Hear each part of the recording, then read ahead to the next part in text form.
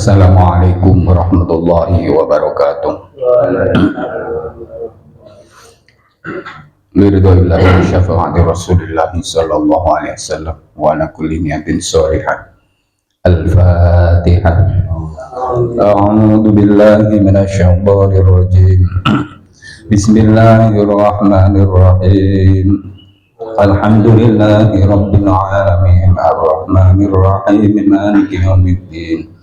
Iyyaka na'budu wa iyyaka nasta'in ihdinas siratal mustaqim siratal ladzina an'amta 'alaihim ghairil maghdubi 'alaihim waladdallin. Amin. Raditu billahi rabban wa bil islami dina wa bi muhammadin nabiyyan wa rasula. Rabbi zidni ilma warzuqni fahma. Amin. Sayyidul istighfar. Bismillahirrahmanirrahim. Allahumma anta rabbi la ilaha illa anta khalaqtani wa ana 'abduka wa ana 'ala ahdika wa wa'dika mastata'tu a'udzu bika min syarri ma sana'tu abu'u laka bi ni'matika 'alayya wa abu'u bi dzambi faghfirli fa innahu la yaghfiru dzunuba illa anta. Bismillahirrahmanirrahim. Alhamdulillahi rabbil alamin wa bihi nasta'inu ala umuri dunya waddin. Wassalatu wassalamu ala asyrafil anbiya'i wal mursalin Sayyidina wa maulana Muhammadin wa ala alihi wa ashabihi ajma'in. Rabbi shrah li sadri wa yassir li amri wa hlul 'uqdatam min lisani yafqahu qawli. Amin. Qala ta'ala subhanaka la ilma lana illa ma 'allamtana innaka antal alimul hakim. Shadaqallahul azim. Bapak Ibu jamaah salat subuh Musalla An-Nur yang dirahmati Allah Subhanahu wa taala. Puji syukur marilah kita panjatkan kepada Allah atas limpahan rahmatnya, nikmatnya, karena kita masih dibangunkan oleh Allah dalam keadaan sehat walafiat. Alhamdulillah. Salawat dan salam malah kita sampaikan pada junjungan kita Nabi Muhammad sallallahu alaihi wasallam. Mudah-mudahan kita semuanya termasuk orang-orang yang akan mendapatkan syafaatul uzma besok di hari kiamat. Amin. Bapak Ibu yang dirahmati Allah, pada kesempatan kali ini kita akan melanjutkan kajian tentang sholat sunnah 2 rakaat fajar. Ya. Ada sebuah hadis Rasulullah sallallahu alaihi wasallam, rakaatul fajri khairun minad dunya wa ma fiha. 2 rakaat fajar itu lebih baik daripada dunia seisinya. Maka salat 2 rakaat fajar ini begitu pentingnya sehingga Rasulullah sallallahu alaihi wasallam tidak pernah melewatkan. Para ulama sepakat bahwa hukum sholat 2 rakaat fajar itu sunnah, karena Rasulullah SAW lebih sering melakukannya daripada sholat-sholat sunnah yang lainnya.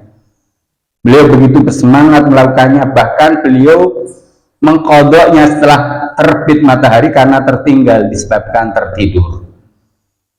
Ya, jadi saat mengqadha itu bukan setelah sholat subuh langsung melakukan 2 rakaat fajar, bukan, tapi menunggu terbit fajar, terbit matahari. Dalam hal ini mereka berbeda pendapat tentang beberapa masalah. Yang pertama tentang surat yang sunnah dibaca di dalamnya. Menurut Imam Malik, yang sunnah dibaca ialah surat Al-Fatihah saja. Imam Malik mengatakan surat Al-Fatihah saja. Menurut Imam Syafi'i, tidak apa-apa membaca Al-Fatihah dan salah satu surat Al-Quran yang pendek. Imam Syafi'i. Menurut Imam Abu Hanifah tidak ada ketentuan tentang sunnah atau surat yang dibaca dalam sholat ini. Jadi seseorang boleh membaca wirid malamnya dalam sholat ini. Tentang yang pertama, bacaan dalam sholat sunnah 2 rakaat fajar, silang pendapat mereka ini karena beragamnya yang dibaca oleh Rasulullah Sallallahu Alaihi Wasallam. Diriwayatkan dari Rasulullah SAW, sesungguhnya beliau biasa melakukan sholat 2 rakaat fajar dengan cepat, kata Aisyah. Sampai-sampai aku tidak tahu apakah beliau membaca Al-Fatihah dalam sholat itu atau tidak. Ini jelas bahwa yang dibaca oleh Rasulullah SAW dalam sholat ini hanya Al-Fatihah. Diriwayatkan oleh Abu Dawud sebuah hadis yang bersumber dari Abu Hurairah radhiyallahu anhu. Ia berkata, dalam sholat sunnah 2 rakaat fajar Rasulullah Sallallahu Alaihi Wasallam biasa membaca surat Al-Ikhlas dan surat Al-Kafirun, Qul huwallahu ahad dan Qul ya ayyuhal kafirun.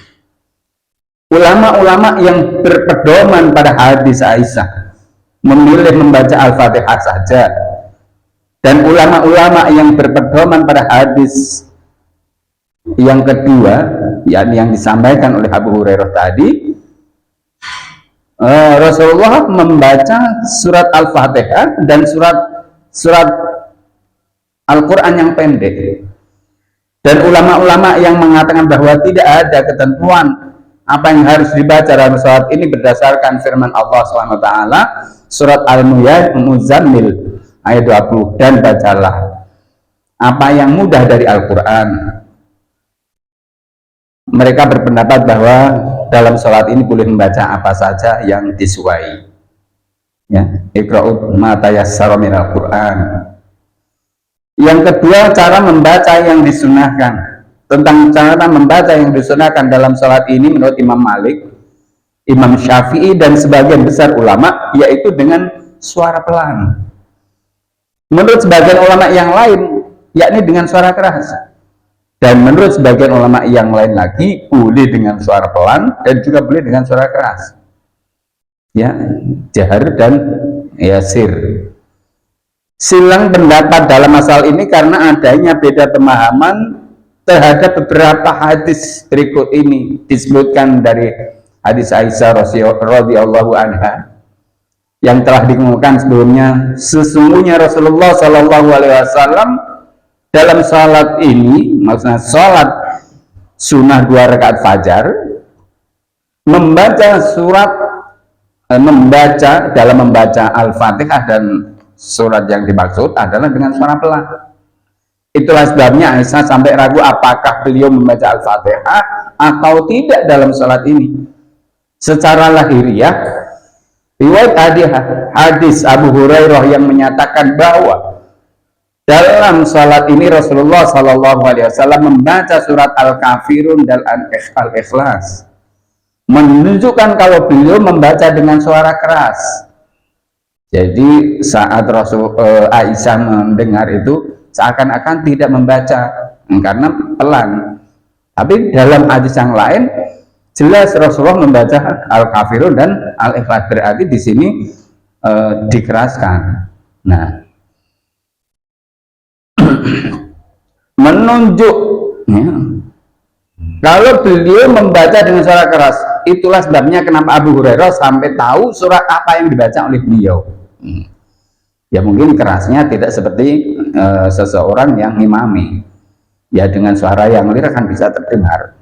Nah, ulama-ulama yang menggunakan pendekatan tarjih atau mengunggulkan di antara kedua hadis tadi mengatakan jika yang diunggulkan hadis Abu Hurairah maka membacanya dengan suara keras, dan jika yang diunggulkan hadis Aisyah maka membacanya dengan suara pelan. Sementara ulama-ulama yang menggunakan pendekatan jamu atau mengkompromikan, mereka mengatakan boleh memilih membaca dengan suara pelan dan juga boleh dengan suara keras. Jadi dalam hal ini insya Allah tidak ada yang kita perselisihkan. Monggo kita mau sunatan yang jahar, ya mungkin kita sholatnya sendiri, sholat 2 rakaat sunnah fajar ini kita lakukan di rumah, ya dibaca dengan keras pun tidak masalah. Kalau sudah di dalam masjid, di musola kita keras, ya akhirnya mengganggu dengan konsentrasi yang lain, maka dibaca dengan suara yang pelan. Yang ketiga, tertinggal sholat sunnah 2 rakaat fajar. Perihal seseorang yang belum sempat melakukan sholat sunnah 2 rakaat fajar ketika imam sudah akan memulai sholat subuh, atau begitu ia tiba di masjid ternyata iqamah sudah diserukan, begitu masuk sudah qomat nih musholanya.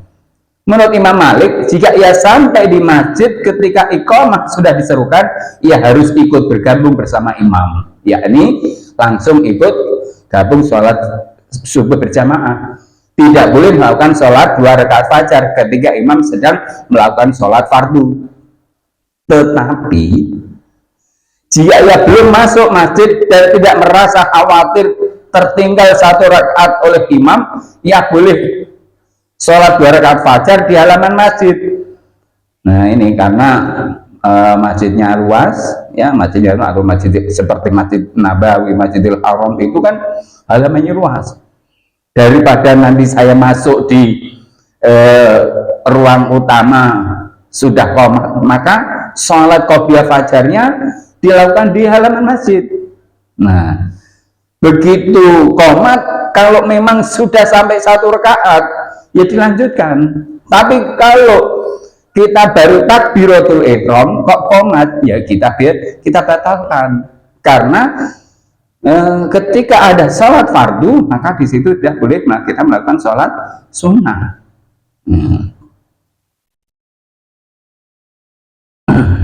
Bismillahirrahmanirrahim. Tetapi jika ia belum masuk masjid, tadi saya sampaikan, dan tidak merasa khawatir tertinggal 1 rakaat oleh imam, ia boleh sholat 2 rakaat fajar di halaman masjid. Sebaliknya kalau merasa khawatir tertinggal, ia tidak boleh melakukan sholat fajar 2 rakaat. Ia harus bergabung dengan imam. Setelah itu ia boleh melakukan sholat 2 rakaat fajar meskipun matahari mulai terbit. Nah ini yang dilakukan oleh Rasulullah Shallallahu Alaihi Wasallam. Jadi ketika kita sudah terbiasa melaksanakan sholat qobliyah subuh 2 rakaat ini, dan ternyata begitu sampai di mushola sudah qomat, karena kita mungkin prepare setelah bangun tidur itu terlalu lama, ya kita mengqadha'nya nanti setelah matahari terbit. Tidak boleh begitu selesai sholat subuh wiridan berdoa kemudian seperti sholat ba'diyah ini, yang tidak boleh, karena setelah sholat subuh itu tidak ada sholat lagi sampai matahari terbit. Nah ini Imam Abu Hanifah sependapat dengan Imam Malik. Yang membedakan masalah ini, apakah orang tersebut sudah masuk masjid atau belum. Tetapi ada beda pendapat dengan Imam Malik soal batasan. Katanya orang itu boleh melakukan sholat 2 rakaat fajar sepanjang ia merasa yakin bisa mendapati rakaat pertama sholat subuh bersama imam. Menurut Imam Syafi'i, jika iqamah sholat fardu sudah diserukan, praktis tidak boleh melakukan sholat 2 rakaat fajar, baik di dalam maupun di luar masjid. Kata Ibnu Al-Mundir, ada sebagian ulama yang memperbolehkan sholat 2 rakaat fajar di dalam masjid ketika imam sudah mulai sholat subuh. Tetapi ini pendapat yang kontroversial. Jadi memang banyak ulama-ulama yang mengatakan sepakat untuk melakukan sholat fajar ini sebelum iqamah dilakukan. Ketika mungkin kalau di musola kita kecil, oh ini ada saudara kita yang sedang melakukan 2 rakaat fajar atau tahiyatul masjid, mungkin kita bisa nunggu. Tapi kalau masjidnya besar kan tidak terkontrol, mereka berdasarkan waktu, oh dari adzan sampai iqamat, kemudian batasannya sekian menit. dilalah masih ada jamaah yang melakukan sholat qobliyah subuh atau 2 rakaat fajar. Apakah kita harus menunggu? Kan tidak mungkin, tidak mengetahui di belakang sana jauh. Maka ya kalau memang sudah mendapati 1 rakaat qobliyah fajar kemudian qomat, ya kita sempurnakan. Tapi kalau begitu masuk masjid, dilalah sudah iqamat, maka kita tidak perlu melakukan sholat 2 rakaat fajar itu, karena kita harus diwajibkan bergabung dengan imam untuk melakukan sholat subuh setelah berjamaah. Bismillahirrahmanirrahim. Beda pendapat para ulama dalam masalah ini karena mereka berbeda pendapat dalam memahami sabda Nabi Shallallahu Alaihi Wasallam. Jika sudah diserukan iqamah maksudnya iqamah untuk sholat, maka tidak boleh ada sholat sama sekali selain sholat fardu. Ulama-ulama yang memahami hadis ini secara umum mereka tidak memperbolehkan sholat 2 rakaat fajar ketika sudah diserukan iqamah untuk sholat subuh, baik di luar maupun di dalam masjid. Sebaliknya ulama-ulama yang memahami larangan dalam hadis tadi hanya terbatas di dalam masjid, maka mereka memperbolehkan sholat 2 rakaat fajar di luar masjid selama ia tidak khawatir tertinggal sholat jamaah subuh atau hanya tertinggal sebagian saja. Nah ini memang kan karena nggak tahu nih orang, ya pokoknya sholat kan mungkin biasanya berdasarkan waktu atau berdasarkan apa. Kalau di tempat kita ya pokoknya sudah nggak ada yang sholat, imamnya sudah hadir, langsung diqomati. Tapi kalau tadi saya sampaikan bahwa masjid yang besar, ternyata di belakang sana masih ada yang melakukan sholat. Ya kalau memang sudah memungkinkan, tidak memungkinkan untuk menyelesaikan dan akhirnya tertinggal sholat subuhnya, maka harus dibatalkan sholat rakaat fajarnya. Dan ini kalau kita mengacu pada apa yang dilakukan oleh Rasulullah, karena begitu pentingnya sholat subuh, sholat qobliyah subuh atau qobliyah fajar 2 rakaat ini, yang tadi dasar hadisnya rakaat al-fajr khairum minad dunya wa ma fiha, 2 rakaat fajar itu lebih baik daripada dunia seisinya. Maka kita kalau tidak melakukan 2 rakaat fajar ini rasanya iman-iman, dunia seisinya ini kecil dibanding 2 rakaat fajar. Nah, maka Bapak Ibu yang dirahmati Allah Subhanahu wa taala, ya kita upayakan, kita usahakan untuk bisa menunaikan 2 rakaat sunnah fajar ini sebisa mungkin. Kalau memang kita bisa melakukan di rumah, dilakukan di rumah. Kalau memang terburu-buru segera ke musola atau ke masjid, dilakukan di musola atau di masjid tersebut, dengan harapan apa yang disampaikan oleh Rasulullah tadi kita tidak melewatkan. Loh, kalau memang sudah qomat, kita baru keluar dari rumah sudah qomat, ya udah kita langsung menuju sholat subuh berjamaah. Kemudian kalau memang kita mau mengqodoknya, yakni setelah matahari terbit. Jadi tidak boleh langsung begitu selesai sholat subuh kita melakukan qodok sholat 2 rakaat sebelum ajar atau sebelum subuh. Bapak Ibu yang dirahmati Allah Subhanahu wa taala, menurut pihak ulama yang pertama, alasannya dilarang karena hal itu sama saja lebih mengutamakan sholat sunnah, mengabaikan sholat fardu. Ini kalau kita memang benar 2 rakaat fajar itu lebih utama daripada dunia sesinya. Tapi kalau kita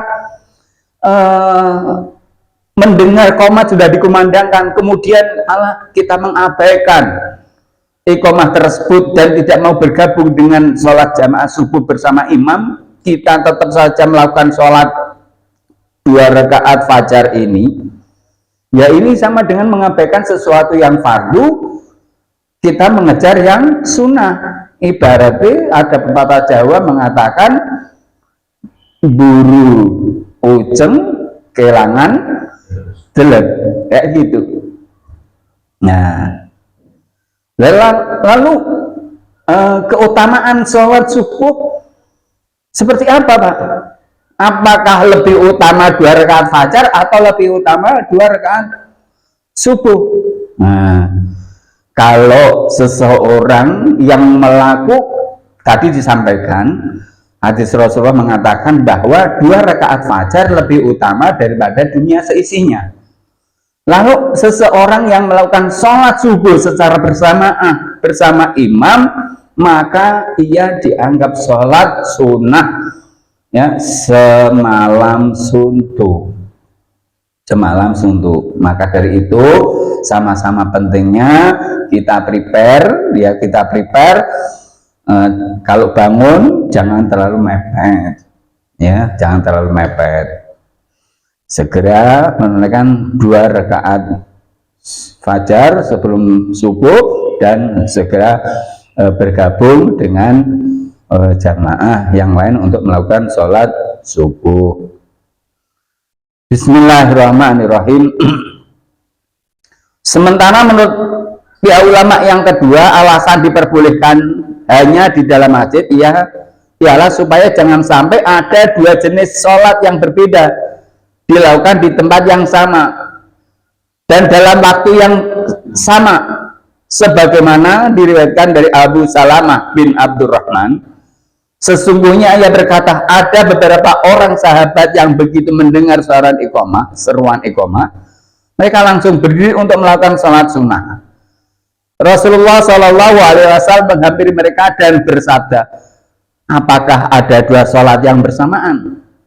Kata Salmah, yang dimaksud dengan 2 sholat tersebut ialah sholat subuh dan sholat qobliyah subuh.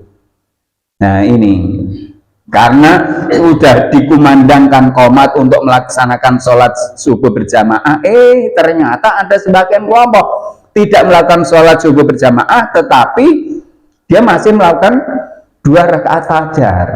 Nah, ini Rasulullah kemudian menghampiri, apakah ada sholat sunnah kemudian dibarengkan dengan sholat subuh? Sebagian yang lain sholat subuh berjamaah, sebagian yang lain melakukan sholat sunnah qobliyah subuh. Nah, ini Rasulullah menghampiri, akhirnya dalam rangka untuk mengajak, ayo nek wis komati yo sholat sunnahnya ditinggalkan, kita gabung untuk melakukan sholat subuh secara berjamaah. Imam Malik dan Imam Abu Hanifah sependapat bahwa sholat jamaah itu lebih utama daripada sholat sunnah 2 rakaat fajar, ya. Jadi sholat fardu dimanapun itu lebih utama daripada sholat sunnah. Jangan kemudian kita mendahulukan sunnah tapi kita meninggalkan, ya fardunya dilakukan tapi tidak jamaah. Tidak jamaah, wis ben imame keri, maksudnya kita tidak ikut sholat jamaah tapi aku mengejar sholat sunnahnya 2 rakaat. Nah, ini yang tidak dibenarkan. Namun mereka berbeda pendapat soal ukuran yang kira-kira sampai membuat seseorang tertinggal dari sholat jamaah karena terlebih dahulu harus melakukan sholat 2 rakaat fajar. Dan lebih besar mana keutamaan sholat 2 rakaat fajar dengan keutamaan sholat subuh secara berjamaah? Menurut Imam Malik, keutamaan sholat berjamaah menjadi hilang jika sampai ada yang tertinggal barang 1-2 rakaat pun. Maka ia mensyaratkan jangan sampai sholat sunnah 2 rakaat fajar membuat seseorang tertinggal sholat berjamaah subuh. Ya, jangan sampai. Meskipun hanya 1 rakaat sekalipun, ya, meskipun ya ini diupayakan, ya ketika sudah qomat kita segera gabung untuk melakukan sholat subuh secara berjamaah. Pak, wis eman-eman, wong saya sudah 1 rakaat sempurna, ya itu segera diselesaikan dengan menambah kecepatan, mungkin dengan tadi apa yang disampaikan oleh Rasulullah SAW, membaca hanya surat Fatihah saja. Yang penting tumakninah dalam Fatihah, rukuk, iktidal, sujud. Ini kan cepat ya, tanpa ada surat pendek yang lain. Jadi dua-duanya kepegang, walaupun dengan waktu yang mepet. Nah, kayak gitu. Menurut Imam Malik, keutamaan sholat berjamaah menjadi hilang jika sampai ada yang tertinggal dalam satu rakaat sekalipun. Maka ia menyarankan jangan sampai sholat sunnah 2 rakaat fajar membuat seseorang tertinggal jamaah sholat subuh, meski hanya 1 rakaat sekalipun. Sementara menurut Imam Abu Hanifah, keutamaan sholat berjamaah subuh masih tetap ada selama orang tersebut masih sempat mendapati 1 rakaat bersama imam. Ya, kemarin kita sudah bahas tentang siapa sih yang sebenarnya mendapati rakaat. Apakah orang yang mendapati rukuknya imam di rakaat kedua, atau kalau seseorang masih mendapati rukuknya imam, rukuk yang kedua, berarti dia masih mendapatkan 1 rakaat. Ya, ini sudah kita bahas pada pertemuan yang lalu. Bismillahirrahmanirrahim. Keutamaan sholat berjamaah tetap selama ada seseorang tersebut masih sempat mendapat 1 rakaat bersama imam. Berdasarkan sabda Nabi Shallallahu Alaihi Wasallam, barang siapa mendapati 1 rakaat sholat, berarti ia mendapati sholat berjamaah. Maksudnya ia mendapati keutamaannya. Imam Abu Hanifah juga mengaitkan dalil umum tersebut untuk kasus seseorang yang meninggalkan hal itu karena sengaja. Katanya boleh seseorang melakukan sholat sunnah 2 rakaat fajar asal ia yakin masih bisa mendapati rakaat pertama sholat berjamaah subuh. Sementara Imam Malik berpendapat sebaliknya. Ulama-ulama yang memperbolehkan sholat sunnah 2 rakaat fajar di dalam masjid saat iqamah sudah diserukan karena ada satu di antara alasan, yakni mungkin karena mereka menganggap hadis tadi tidak sahih, atau karena hadis tadi belum mereka dengar, padahal kata Abu Bakar bin Al-Mundhir hadis ini sahih. Maksudnya ialah Rasulullah Shallallahu Alaihi Wasallam jika sudah diserukan iqamat sholat, maka tidak boleh ada sholat sama sekali selain sholat fardu. Dan Abu Umar bin Abdul Bar juga menilai sahih hadis ini. Dan pendapat yang memperbolehkan hadis itu juga dikutip dari Ibnu Mas'ud. Jadi Bapak Ibu yang dirahmati Allah Subhanahu Wa Taala, dalam hal ini kita sudah tahu batasan-batasannya. Yang terakhir, waktu mengqadha sholat 2 rakaat fajar. Ya. Tentang waktu mengqadha sholat 2 rakaat fajar kalau sampai tertinggal karena sholat subuh sudah dilakukan, kata sebagian ulama seseorang mengqadhanya sesudah ia melakukan sholat subuh. Pendapat ini dikutip dari Atha bin Ibnu Jurayj. Kata sebagian ulama yang lain, ia mengqadhanya setelah terbit matahari. Di antara mereka ada yang menganggap bahwa qadha sholat ini tidak memiliki waktu yang longgar, dan ada yang menganggap sebaliknya, sehingga menurut mereka mengqadha sholat ini berlaku sejak terbit matahari sampai selepas waktu zuhur. Ulama-ulama yang berpendapat boleh diqadha, sebagian menghukumnya sunnah dan sebagian lagi menghukumi tidak sunnah. Tetapi jika diqadha lebih baik. Dasar yang memperbolehkan mengqadhanya ialah bahwa Rasulullah SAW pernah mengqadhanya setelah matahari terbit dengan alasan karena beliau tertidur. Nah, ini monggo kita Bapak Ibu sudah tahu dasarnya.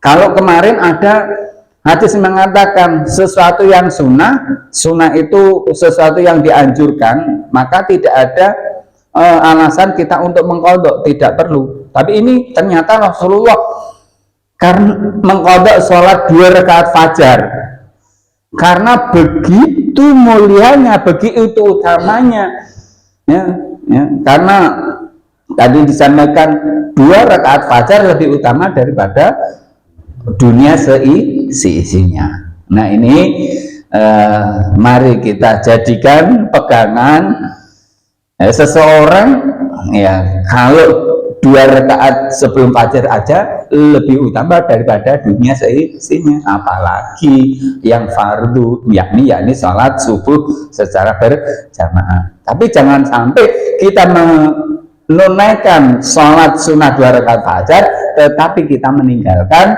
sholat subuh secara berjamaah. Ini jangan sampai gitu ya. Jadi dua-duanya kita lakukan sholat 2 rakaat fajarnya maupun sholat subuh secara berjamaah. Karena sholat subuh secara berjamaah itu sama dengan kita akan mendapatkan pahala menunaikan sholat sunnah semalam suntuk. Nah ini menjadi pegangan para orang-orang yang ahli ilmu, yang tahu. Loh Pak, tadi malam nggak sholat subuh? Aku kan sudah sholat isya berjamaah. Karena siapa yang melakukan sholat isya secara berjamaah sama dengan mendapatkan separuh, melakukan sholat sunnah separuh malam. Dan barang siapa yang melakukan sholat subuh secara berjamaah, maka dia sama dengan mendapatkan sholat malam semalam penuh. Jadi ini kalau kita malas untuk menaikkan sholat sunnah di malam hari, ayo sholat isya berjamaah, sholat subuh berjamaah, kita akan mendapatkan full. Nah, kayak gitu. Mungkin itu Bapak Ibu yang dirahmati Allah Subhanahu Wa Taala, pada kajian pada pagi hari ini mungkin nanti ada diskusi tanya jawab, monggo silakan. Karena agak kurang fit saya kemarin 3 hari di Batu Raden, kedinginan masuk angin. Demikian kajian pada pagi hari ini. Kalau nanti ada yang perlu didiskusikan, monggo dipersilakan untuk menyampaikan pertanyaannya dan kita bahas bersama-sama. Mungkin itu yang saya sampaikan. Apabila ada kebenaran semata dari Allah, apabila ada kesalahan memang kekurangan dari saya pribadi. Akhir kalam, Allahumma fiqil aqwam. Assalamualaikum warahmatullahi wabarakatuh.